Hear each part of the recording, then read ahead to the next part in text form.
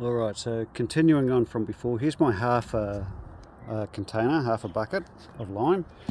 Just gone and got some water and put it in this bucket here. And this is what I'm talking about with your lime. I'm going to tip that in there and give it a bit of a stir up. I might have to add a bit more water. And then I'll talk about a couple of the benefits of doing this. Even on the day of mixing, just prior to mixing. But if you do it the night before or a couple of nights before and start working this stuff out, you'll be amazed at how much creamier, lovelier it makes your mortar. And it's a natural product. It's been around for thousands of years. You should be using this stuff, not that fake stuff. So I'm just stirring that in a bit. So imagine if you had this and you're about to put your lime into your mixer. It's either been done by a shovel or a bucket, and all that powder comes out and in the air, and you breathe it in, and it takes your breath away and stings your eyes. If you can do this carefully, put some lime in some water and stir it up, then all those issues of dust, lime powder going into your lungs, all that sort of stuff is gone. And you're using lime, not some synthetic lime, and you're going to have some really nice mud. And lime is so important. I'll go into that in more detail later. But lime helps your mortar bond to your bricks. It sucks into your bricks. Lime has got so many benefits. So get away from that other rubbish and get back into this stuff.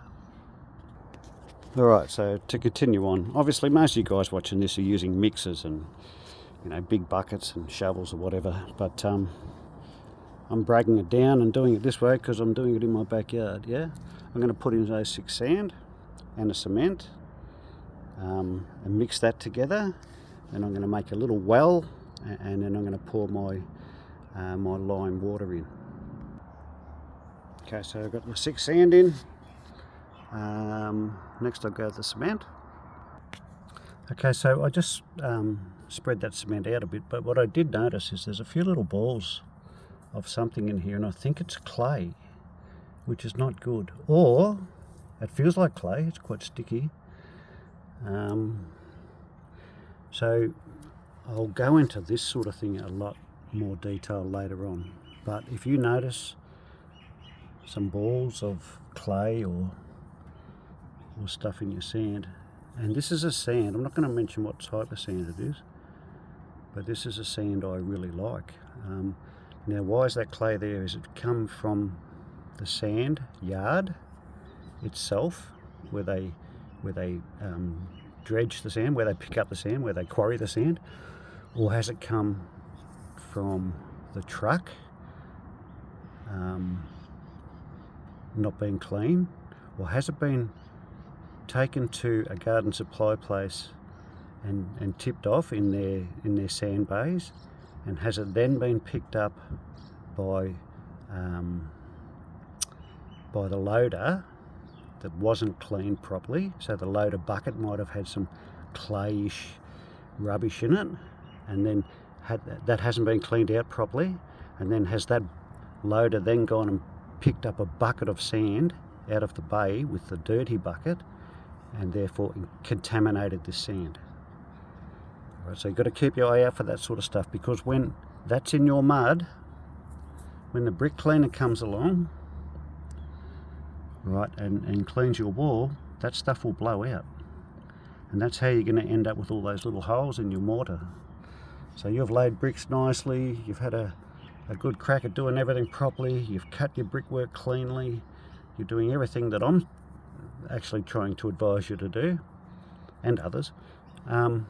And then the brick cleaner comes along, and then everything's done, and you see all these little holes and pits in your mortar joints. That could be the reason, right? So you've got to keep your eye out for that sort of stuff. I'm going to put my hands through this and pick out as much as I can now that I've noticed it. I'm not going to bore you with the video, but I'll be back.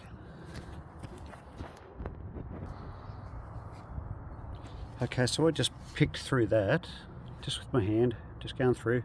There's still some left in there, but I'm getting a bit tired of trying to pick it all out, and I had to get back to my phone, otherwise it would have timed out.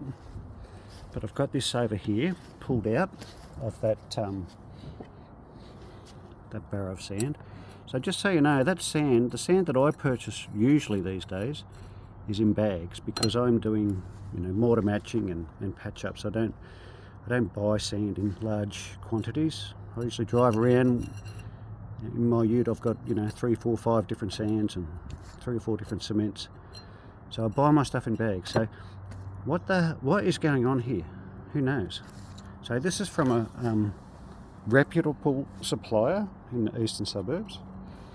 It's a yellow sand, and it's been contaminated. Now, I don't believe the sand came from the supplier where they dig it up, where they excavate the sands, in this state, right? So I think it's either been, all this stuff has come from a dirty truck that's come from the supplier, or because it's in bags, so because I buy my stuff in bags, whether the sand has been contaminated by the guy who shoveled the sand into the bag, yeah, whether he was, and I'm starting to think, I think that's a little bit of scoria. Oh no, that's red bricky sand, I think. Not actually sure what that is. It might be scoria dust that's damp. Alright, so, but this here is a very clayey sort of substance. So it's clay. It's not just silt. It's sticky. It's clay. There's little bits of stone in it. So this sand is contaminated.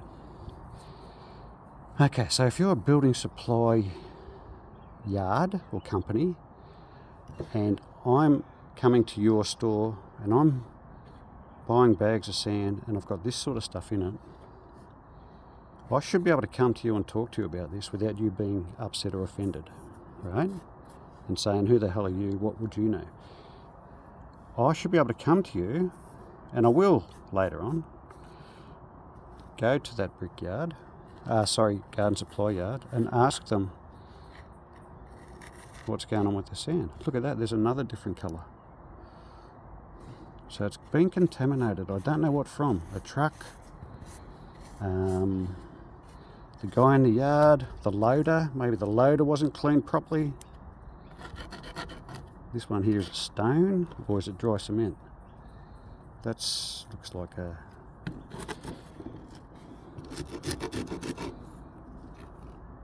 That's a stone, I think. I'll investigate that a bit further. It might actually be some hard cement, just looking at the colour of it. So I've got that in there. We've got the browny one, wherever that's gone. Here, orangey, browny, gunky stuff. That shouldn't be in the mud. In the sand, I mean. And then you've got mainly all this clay stuff. So that's an issue, all right? Now, if I went to that yard and bought a bag like that, you know, I'd forgive them once. If I went back to the yard and it was like that again, that would turn me off that yard. I would think, well, they're just, that's a scrappy yard. And if they could prove that it wasn't their doing, that the sand has been contaminated like this, then I'd be trying to get in contact with the actual sand quarry, and I know which one it is, and asking them about their processes, because that's not acceptable. That is rubbish.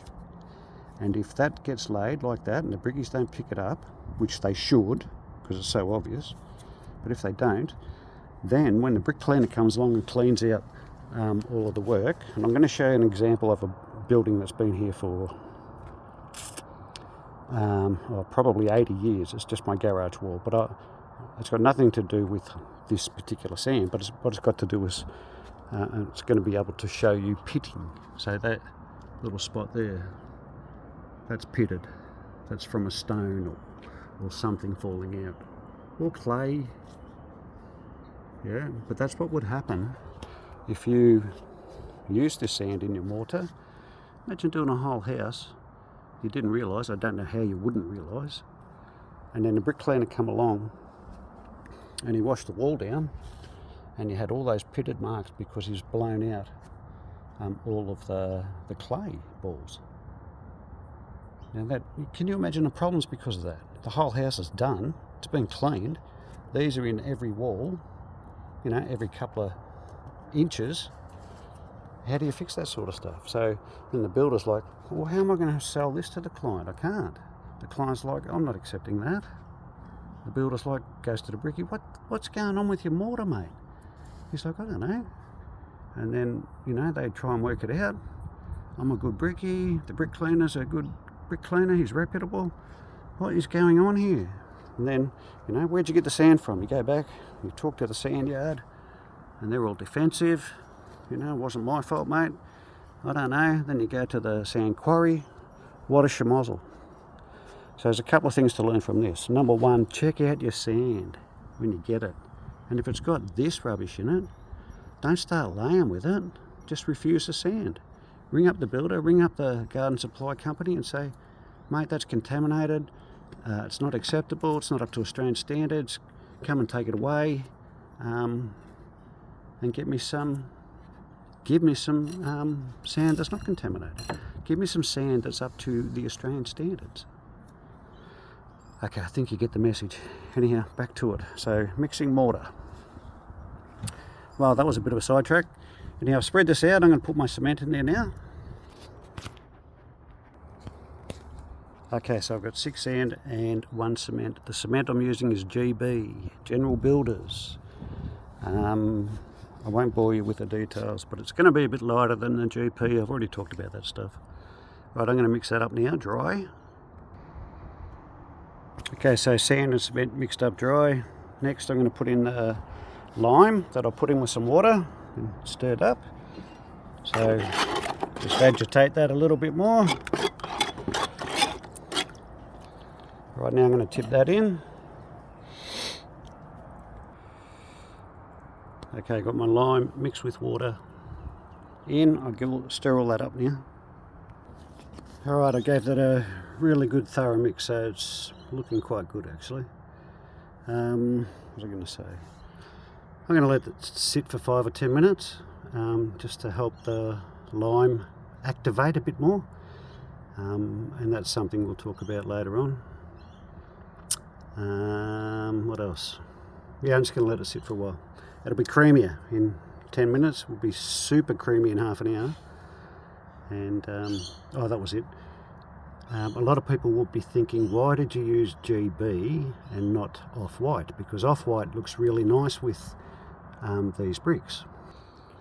Yeah, so with these bricks, they look really nice with a white mud. That's very common, very contemporary.